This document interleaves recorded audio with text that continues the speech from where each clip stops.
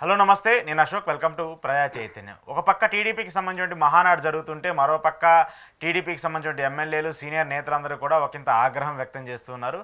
జిల్లాల వారీగా జరిగేటువంటి మహానాడులో తమ నియోజకవర్గాలకు సంబంధించి జిల్లాలకు సంబంధించి పార్టీ మీద అక్కసు వెళ్ళగక్కుతూ ఉన్నారు.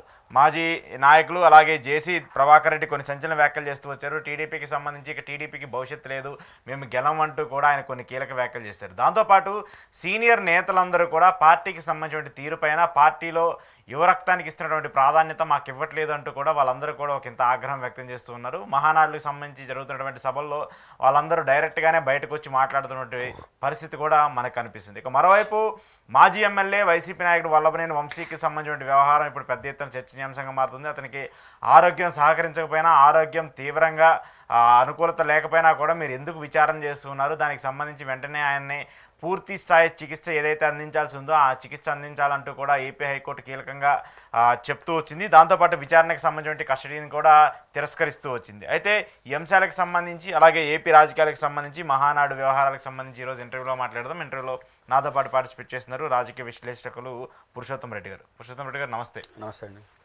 ఒక పక్క టీడీపీ మహానాడు జరుగుతుంది, చాలా ఉత్సాహంగా టీడీపీ నాయకులు క్యాడర్ అంతా కూడా మేము ఉప్పొంగిపోతున్నాం, పొందిపోతున్నాం అని చెప్తూ ఉన్నారు. ఒక పక్క సీనియర్ నేతలందరూ కూడా ఆగ్రహం వ్యక్తం చేస్తున్నారు. జేసీ లాంటి ఆయన అయితే ఆయన డైరెక్ట్గా ఉన్నది ఏదైనా సరే మొహం మీద చెప్పేసే పరిస్థితుంది. ఆయన అయితే ఇక మా పార్టీ అధికారంలోకి రాదు, ఇప్పుడున్న పరిస్థితి ఏడాదిలోనే తీవ్రంగా వ్యతిరేకత వచ్చిందనేటువంటి కొన్ని మాటలు మాట్లాడుతున్నారు. ఏం చెప్తారు ఇవి చూసినప్పుడు? మొట్టమొదటి అంశం, మహానాడు ఖచ్చితంగా ఆ పార్టీకి స్పిరిట్ ఇస్తుంది. ఎందుకంటే ఎన్ని విమర్శలు ఉన్నా మహానాడు అనేది అందరూ పార్టీ యంత్రాంగంతో కూర్చోడం ఒక జోస్ని ఇస్తుంది, దాంట్లో సందేహం లేదు. తెలుగుదేశం పార్టీ మొదటి నుంచి కూడా ఒక పద్ధతి ప్రకారం చేసుకుంటుంది. ఆ రకంగా కడప మహానాడు కూడా ఆ పార్టీకి జోస్ ఇస్తుంది, దాంట్లో సందేహం లేదు. కాకపోతే వర్తమానంగా తెలుగుదేశం ఎదుర్కొంటున్న సమస్య ఏంటంటే పవర్లో ఉన్నారు కాబట్టి పవర్ నిలబెట్టుకోవాలి. ఈరోజు హోంమంత్రి అనిత గారు కూడా వచ్చే ఎన్నికల్లో కూడా గెలుపు కోసం ఇప్పటి నుంచే మనం ప్రయత్నించాలి అనే మాట అన్నారు. కాబట్టి అలా వైపుగా మహానాడు వెళ్తుందా లేదా అంటే, మహానాడులో జరిగే తీర్మానాలు, మహానాడులో జరిగే మాటలు, మహానాడులో టాప్ లీడర్ చేసే కంక్లూడింగ్ వ్యాఖ్యలు అనేది పరిపాలన మీద రిఫ్లెక్ట్ అవుతుంది, ఎందుకంటే పవర్లో ఉన్నారు కాబట్టి. అందుకని ప్రభాకర్ రెడ్డి గారు లాంటి వాళ్ళు కొన్ని భిన్నమైన కామెంట్లు చేశారు. అంటే మొట్టమొదటిగా ప్రభాకర్ రెడ్డి గారు చూడడానికి కానీ చెప్పే మాటలు కొంచెం హారిబుల్గా కనిపిస్తాయి, వ్యవహార శైలి, హావభావాలన్నీ. బట్ ఆయన ప్రజల మనిషి. ఈ రాష్ట్రం అంతా ఏకపక్షంగా వైసీపీ మున్సిపాలిటీ గెలిస్తే బహుశా ఆయన ఒకటే చైర్మన్గా గెలవగలిగినాడు. అంటే దాని అర్థం ఆయనకు ఆ మేరకు ప్రజల్లో పట్టుంది. రాష్ట్రంలో మనం ఆయన చూసినా, ఆయన మాటలు చూసినా, లేదా పెద్దారెడ్డి గారిని చూసినా ఇంకా మున్సిపాలిటీ ఎట్టుంటుందో ఊహించుకోవచ్చు అన్నట్టుగా ఉంటుంది.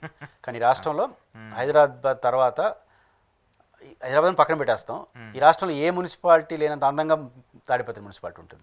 మీకు ఆఫీసులు అన్నీ బాగా చేశాడు, క్లీన్ అండ్ గ్రీన్ కానీ ఎఫెక్టివ్ చేశాడు. కాబట్టి ఆయన అడ్మినిస్ట్రేషన్ బాగుంది, మున్సిపాలిటీ బాగుంది, ఫిక్స్డ్ డిపాజిట్లు మున్సిపాలిటీలో. కాబట్టి ఆయన ప్రజల్లో పల్స్ బాగా తెలిసిన నాయకుడు. కాబట్టి ఆయన నుంచి ఒక వ్యాఖ్య వస్తూ ఉందంటే కోపంతోనా చేసి ఉండాలి, రియాలిటీ అనేది ఉండాలి. కోపం ఆయనకు ఉంది. ఆయన అనుకున్నట్టు ప్రభుత్వం పార్టీ నడవట్లేదనో, ఆయన మాటకు ప్రాధాన్యత తేడా ఉంటుంది. బట్ ఆయన ప్రజల్లో కూడా కొంత తేడా ఉందనేది ముందే చెప్తుంటాడు. ఆయన ముందుగానే హెచ్చరిస్తూ ఉంటాడు. ఆయన ప్రజల నాయకుడు కదా, అందరూ ప్రజల నాయకులే, బట్ ఈయన ఎక్కువ ప్రజలతో ఉంటాడు. ఆయనకి వ్యాపారాలు ఏదైనా ఉన్న కొడుకులు చూసుకుంటారు, ఎప్పుడు 24 గంటల తాడిపత్రి మున్సిపాలిటీ చుట్టూ తిరుగుతూ ఉంటాడు. కాబట్టి ఆయనకి ప్రజలతో యాక్సెస్ ఉంది. యాక్సెస్ ఉన్నవాడికి ప్రజలు పల్స్ కూడా తొందరగా గుర్తుపడతారు. రెండోది, ప్రభాకర్ రెడ్డికి భయం పడే మనస్తత్వం కాదు, బోలాగా మాట్లాడేస్తుంటాడు. అందువల్ల ప్రభాకర్ రెడ్డి గారి మాటల్లో అసంతృప్తిని ఎంత చూడొచ్చో రియాలిటీ కూడా చూడాలి. కాబట్టి ఖచ్చితంగా ప్రభాకర్ రెడ్డి గారు చెప్పిన దాంట్లో ఒక పాయింట్ ఏంది, ఈ యాటిట్యూడ్ మారాలన్నాడు. ఖచ్చితంగా కదా, ఇప్పుడు నగరపాలక సంస్థల్లో వచ్చే సంవత్సరం ఎన్నికలు జరగాలి. మామూలుగా అయితే వైసీపీ మీద ఉన్న వ్యతిరేకత ఏంటి? 2 వ్యతిరేకతలు. ఒకటి, సార్వజనికంగా ప్రభుత్వం మీద ఉన్న వ్యతిరేకత ఏంటంటే వీళ్ళు మొత్తం అప్పులు చేశారు, మొత్తం పనిచేసినారు, డెవలప్మెంట్ లేదు, ఏమీ జరగలేదు, బిహేవియర్, ఇవన్నీ వైసీపీ మీద కోపము. రెండోది, ఎలక్షన్లో కూడా ఈ మాల్ ప్రాక్టీస్ పేరుతో, ఇనానమస్ పేరుతో దౌర్జన్యం చేసినారు అనేది రెండో విమర్శ. కానీ ఇప్పుడు తెలుగుదేశం పార్టీ ఆ కారణంగా ఆ పార్టీకి వ్యతిరేకంగా ఓటేసినప్పుడు అదే పనులు మనం భిన్నంగా చేయకపోతే మనకు వ్యతిరేకంగా ఓటేస్తారు కదా. ఇప్పుడు ఆ పలుసు ఆయనకి ఇంకా బాగా తెలుసు, ఎందుకంటే ఒకే ఒక సీటు ఓటు తేడాతో ఆయన ఎమ్మెల్సీ మున్సిపల్ చైర్మన్ అయ్యాడు. ఆ రోజు జగన్ అనుకుంటే ఒకరిని లాగడం పెద్ద సమస్య, ఒకరిని లాగేస్తుంటే అయిపోయింటుంది, అధికారంలో ఉంటుంది పెద్ద సమస్య, అంతే కదా. కానీ చేసిన దానివల్ల ఆయన గెలిచాడు అక్కడ, రాష్ట్రంలో ఆ విషయంలో మంచి పేరు వచ్చింది. ఇప్పుడు వీళ్ళు ఏం చేస్తున్నారు, మున్సిపాలిటీలు, నగర మేయర్లు, చైర్మన్లు అందరిలో మొత్తం వాళ్ళు ఒక్క చోట గెలవకపోయినా కూడా లాగేసి గెలుస్తున్నారు. ఇప్పుడు నేను తిరుపతి మున్సిపాలిటీలో ఒకే ఒక కార్పొరేటరు తెలుగుదేశం, ఆయన డిప్యూటీ మేయర్ అయిపోయాడు మొన్న వైసీపీ మీద. అంటే ఎవరు వేస్తే ఓట్లు వైసీపీ వాళ్ళు వేస్తేనే, ఎక్కడ డిసిప్లైన్ యాక్షన్ లేదు. కానీ ఇవన్నీ చూసినప్పుడు వాళ్ళు ఏ తప్పులు చేశారో ఆ తప్పులు చెప్పారు, దానికన్నా ఘోరమైన తప్పులు మనం చేస్తే, ఇప్పుడు వైసీపీ వాళ్ళు దౌర్జన్యం చేశారు విమర్శ, వీళ్ళేం చేస్తున్నారు, వైసీపీ వాడిని పిలుచుకొచ్చి వైసీపీ వాడిని ఈ పార్టీ తరఫున చైర్మన్ చేసేస్తున్నారు. ఎట్లా అందులో 10 నెలల కాలానికి. ఈ పరిస్థితుల్లో అదే పని మన ప్రజలు మనం వ్యతిరేకించరా అనేది కీలకంగా అనిపిస్తుంది. రెండోది ఈ బిహేవియర్, ఇప్పుడు డెవలప్మెంట్, వాళ్ళు అట్లా ఉన్నారు, మనం ఇట్లా ఉండాలి, భిన్నంగా ఉండాలనే ఉండాలి కదా. అందువల్ల ప్రభాకర్ రెడ్డి గారి హెచ్చరికల్ని అనాలిసిస్ని ఆయన కోపాలకు మాత్రమే పరిమితం కాకుండా సమ్ రియాలిటీ గార్డ్ తీసుకుని తెలుగుదేశం పార్టీ అలర్ట్ అయితే ఆ పార్టీకి మంచిది, రాష్ట్రానికి కూడా మంచిది. పవర్లో ఉన్నారు కాబట్టి ప్రభాకర్ రెడ్డి గారి మాటల్ని అలర్ట్గా తీసుకోవాలి, ఒక సలహా తీసుకోవాలి. తీసుకుంటే ఖచ్చితంగా తెలుగుదేశానికి మంచిది. తీసుకోకపోతే ఖచ్చితంగా ప్రభాకర్ రెడ్డి గారు ఎవరినైతే విమర్శలు చేస్తున్నారో అందరూ ఓడిపోతుంటారు మామూలుగా. జగన్ గారి పైన కూడా చాలా తీవ్ర, నీ తప్పు చేస్తున్నావు, చెడ్డ పేరు వస్తున్నాడు, ఆ ఫలితం వచ్చింది కదా.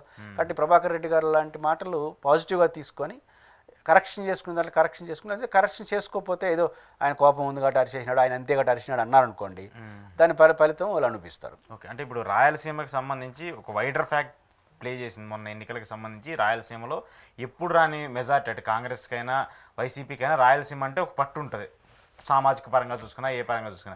కానీ మొన్న ఎన్నికలకు సంబంధించి టీడీపీకి కూటమికి వచ్చినటువంటి మెజార్టీ హ్యూజ్ మెజార్టీ, దాని ఇంపాక్ట్ ఇంకా కూడా టీడీపీ క్యాష్ చేసుకుంటుంది. దానికోసమే టీడీపీకి సంబంధించిన మహానాడు అక్కడ పెట్టడం కావచ్చు, ఇప్పుడు జగన్మోహన్ రెడ్డిని టార్గెట్గా ఏదైనా చేయడం కావచ్చు, ఇవన్నీ చూస్తున్నప్పుడు రాయలసీమలో పరిణామాలు ఏమైనా చేంజ్ అయ్యే అవకాశం ఉంటుందా?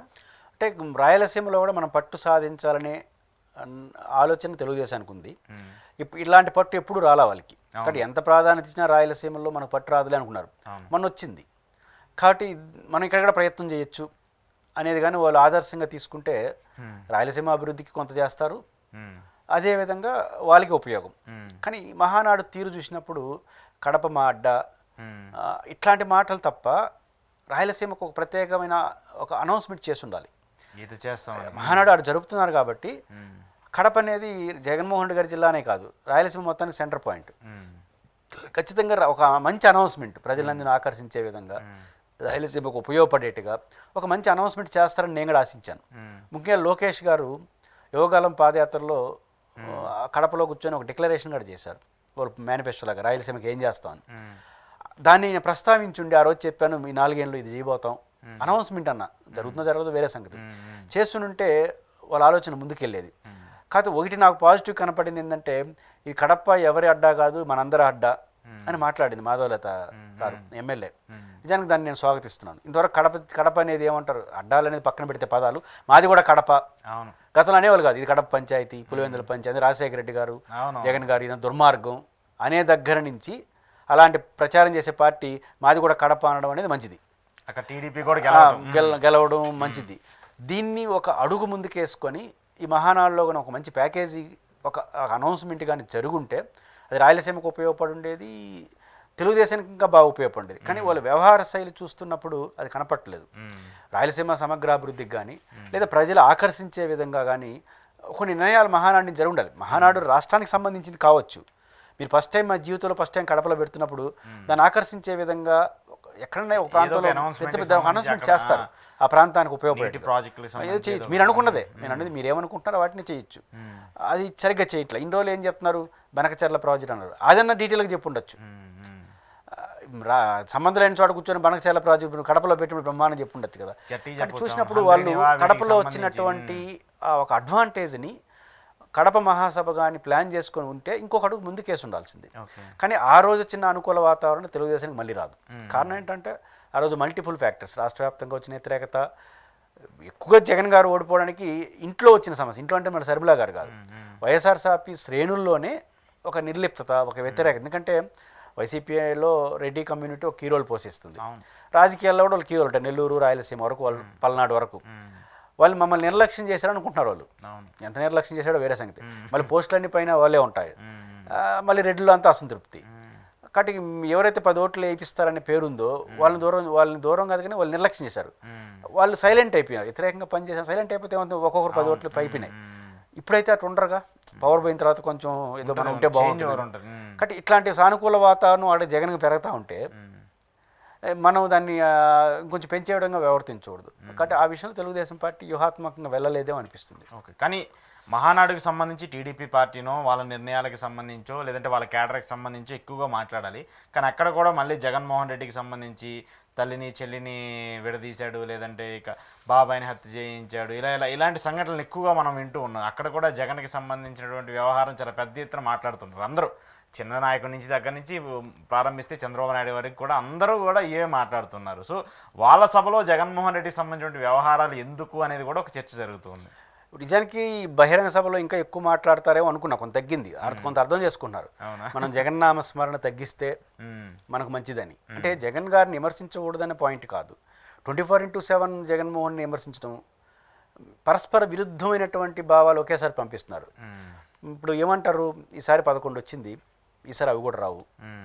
ఇప్పుడు చంద్రబాబు గారు చెప్పారు 7 సీట్లు లాస్ట్ టైం వచ్చింది, 10కి 10 గెలవాలి అన్నారు. అంటే మొత్తం గెలవాలని, ఇంకొన్ని పులివెందుల జగన్ గారు ఓడిపోవాలని ఆయన చెప్పాడు. తప్పేం లేదు, వాళ్ళు చెప్పచ్చు, ప్రయత్నం కూడా చేయొచ్చు.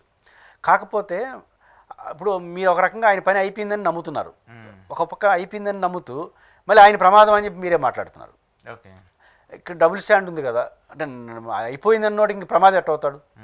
కాబట్టి ఇంక ఆయన పట్టించుకోవద్దండి, ఆయన పని అయిపోయింది, ఇంక మన పాటికి మనం పోదాం, ఇంక ఆయన ప్రతిపక్షం కూడా ఉండలేడు, ఇంకేం భయపడాల్సిన అవసరం లేదు, మనం మొత్తం గెలవబోతున్నాం అని చెప్పేసి ముగిస్తే ఒక రకంగా ఉంటుంది. ఆ పాయింట్ ఒక పక్క చెప్తారు, ఇంకో పక్క జగన్ ప్రమాదం ఉంది అంటారు.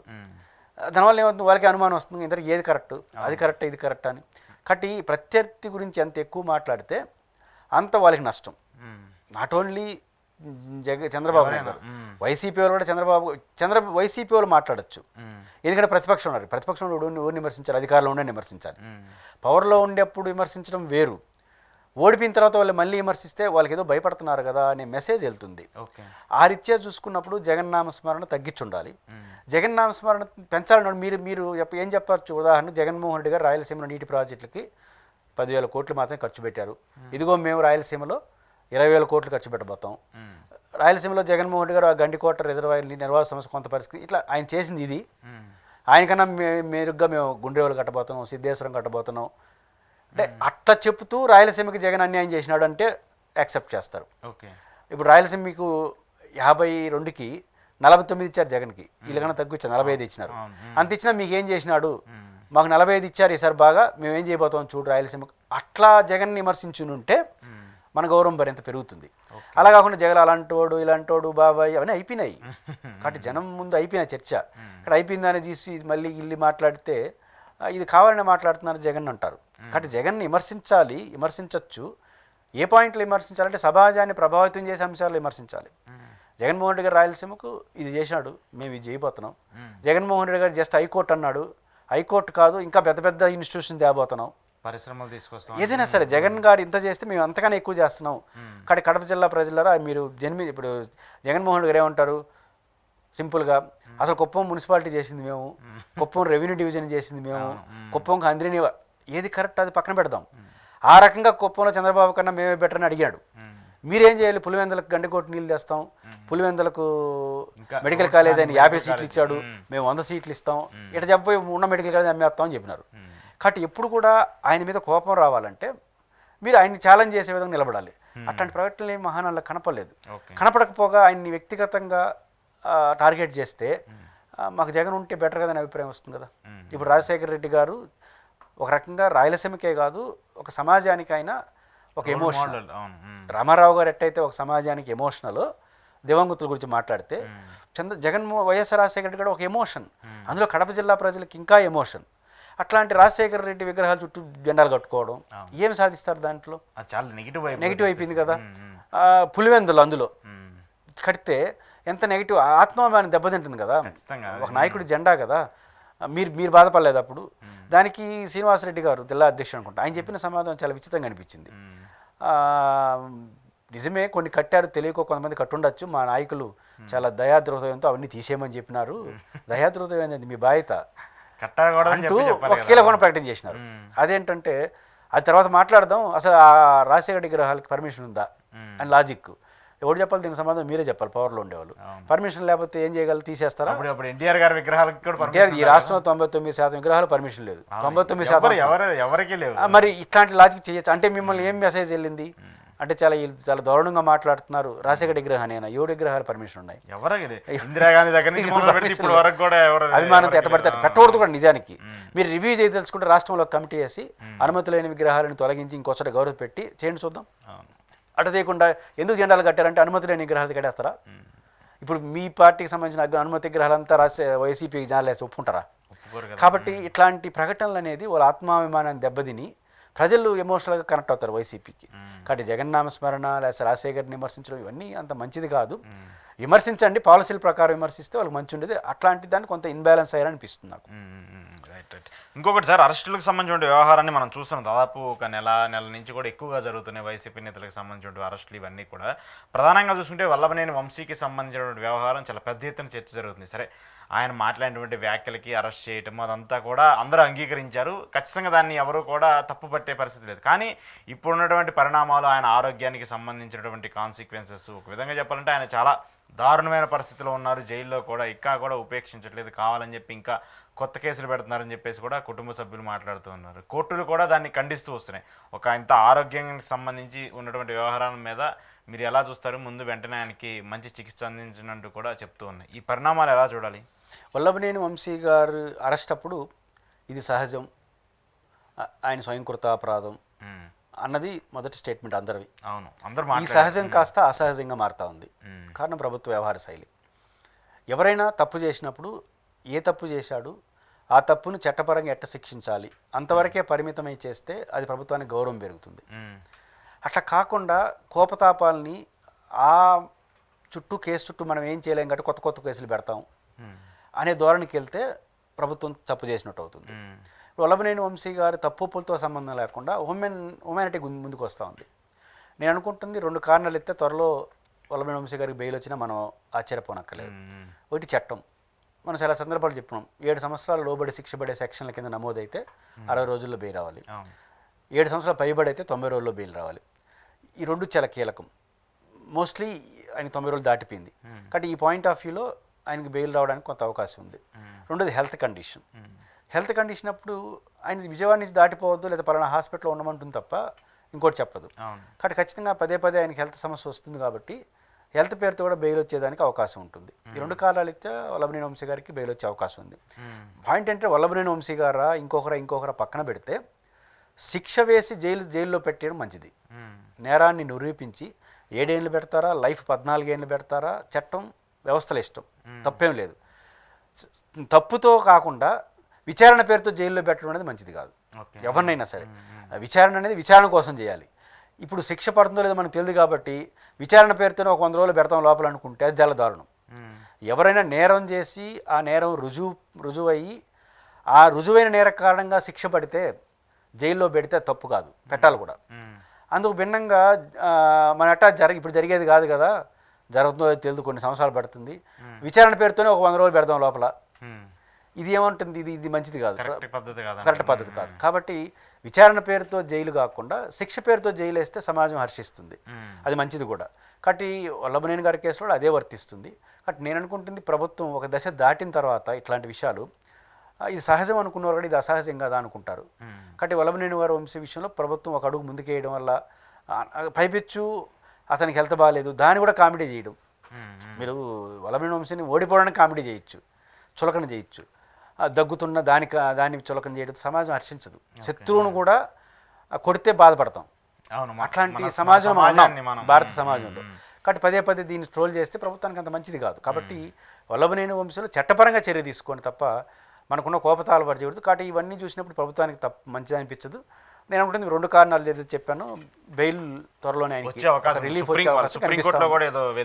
ఇంకా సుప్రీంకోర్టు వరకు వెళ్ళలేదు, హైకోర్టు ఉంది సార్. కానీ సుప్రీంకోర్టు ఈ 2 కారణాలు, హెల్త్, రెండోది ఆయనకి 60 రోజులు 90 రోజులు అయిపోయింది కాబట్టి ఆయనకి బెయిల్ కానీ లేదా మంచి రిలీఫ్ అయినా త్వరలో లీగల్గానే వచ్చే అవకాశం, తప్పు చేయలేదు ఒప్పు చేయలేదు ఇక్కడ ఏమి ఉండదు, లీగల్గానే వచ్చే అవకాశం అయితే కనిపిస్తూ ఉంది. ఓకే సరే, కంక్లూడ్ చేస్తూ చివరిగా ఒక పాయింట్, తెలంగాణ రాజకీయాల పర్సెప్షన్ గురించి మాట్లాడుకుంటే ఇక్కడ కవిత గారి ఎపిసోడ్ చాలా పెద్ద ఎత్తున చర్చనీయాంశంగా మారుతుంది. ఎందుకంటే మనం గతంలో చూసాం ఏపీ రాజకీయాలకు సంబంధించి షర్మిల గారు ఎలాంటి రోల్ పోషించారో, ఆమె అక్కడి నుంచి అన్నని వ్యతిరేకించి తెలంగాణ వచ్చి పార్టీ పెట్టడం, ఆ తర్వాత మళ్ళీ ఏపీ వచ్చి కాంగ్రెస్ పార్టీ అధ్యక్షురాలు అవ్వటము, ఇలాంటి పరిణామాలు మనం చూస్తున్నాం. ఆ తర్వాత రాజకీయంగా ఏం జరిగిందో కూడా మనకు తెలిసింది. అయితే ఇప్పుడు అలాంటి పరిణామమే తెలంగాణ పార్టీకి సంబంధించి ఇక్కడ ఆవిర్భావానికి సంబంధించినటువంటి బీఆర్ఎస్ పార్టీలో జరుగుతుంది.